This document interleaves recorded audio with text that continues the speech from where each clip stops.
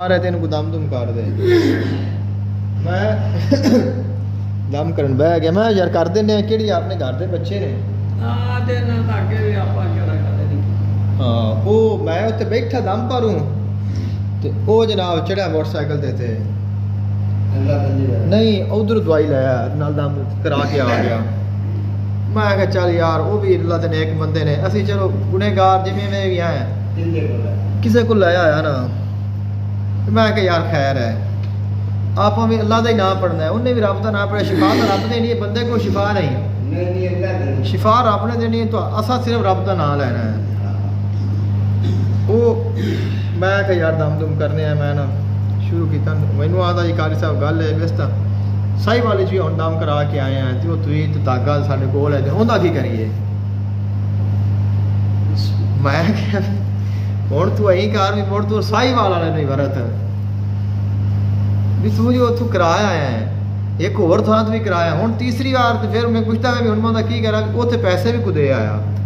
2500 ਰੁਪਈਆ ਵੀ ਉਹਨੂੰ ਦੇ ਆਇਆ ਸਾਹੀਵਾਲ ਵਾਲੇ ਨੂੰ ਤੇ ਤਵੀਦ ਜੀ ਆ ਪੀਣਾ ਹੈ ਤੇ ਆਏ ਪਹਿਨਣਾ ਹੈ ਤੇ ਸਾਰਾ ਕੁਝ ਮੈਂ ਨਾ ਫਿਰ ਮਜਬੂਰ ਹੋ ਗਿਆ ਮੈਂ ਫਿਰ ਆਖਿਆ ਵੀ ਠੀਕ ਹੈ ਮੈਂ ਨਹੀਂ ਕਰਦਾ ਮੈਂ ਠੀਕ ਬਾਬਾ ਤੈਨੂੰ ਪਤਾ ਹੀ ਹੈ ਘਰ ਆ ਗਿਆ मैनू ना 5-7 दिन हो गए मैनू फोन की खरा मैं जी हुक्म करो मैं शबाद बोलता मैं दस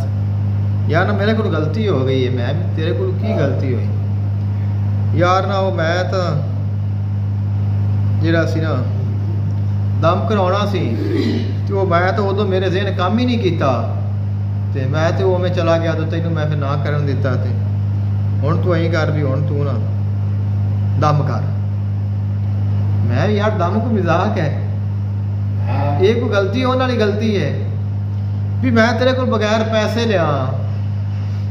बगैर किसी डिमांड तो मैं दम शुरू मैं दम करदा पिया पानी में दम कीती खड़ा मैनू हाँ तुसीं रहण दिओ हुण मैं रह नहीं देना सी हुण मैं भी हुण तू पिंडी बैठा मैं इत्थे बैठा हुण मैं तेरा की करा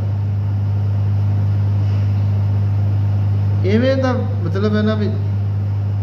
काम फिर बंदे परेशान करते परेशान तो नहीं आप ही होना है आप तो उनका भला ही करना है जिंदगी का बाबा असूल है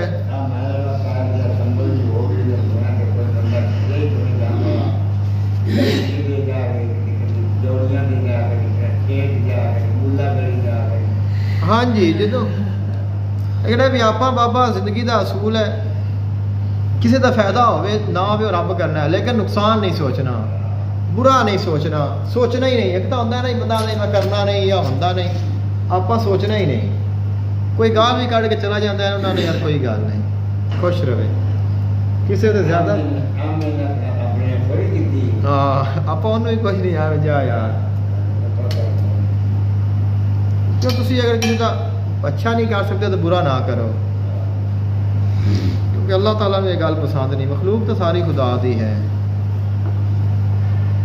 ये अगला करावे ही ना तो फिर पता नहीं करे चलो दरवाजा खुला चलो